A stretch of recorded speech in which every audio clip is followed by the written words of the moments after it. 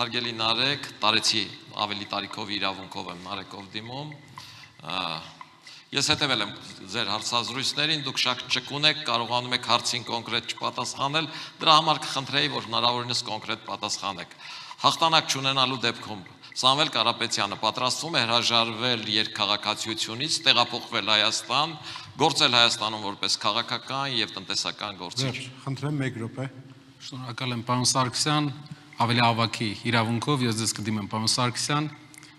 Սամվել Կարապետյանը ունենալու է հաղթանակ և տեղափոխվելու է Հայաստան, հետագա տարիները նա օգտագործելու է, որ մեր երկրին ապահովի բարեկեցություն, մեր երկրին ապահովի վերջապես այս աղքատության ճիրաններից ելք և ազատություն այն մարդկանց, ովքեր ուզում են իրենց կարծիքը հայտնեն։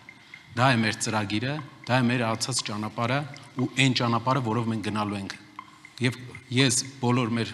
ընկերներին, ովքեր այսօր այստեղ են, հրավիրում եմ, որ իրար հետ մասնակցենք Հայաստանի շենացման գործին, բոլորս իրար հետ, մեր ուժեղ կողմերով, բացի մեկից։ Շնորհակալ եմ։ Արձագանք, խնդրեմ։ Բնականաբար ակնհայտ էր, որ պատասխանը պիտի լինի, որ մենք հաղթելու ենք, բայց մրցակցությունը այնպիսի բան է, որ կարող եք պարտվել, ու պարտվելու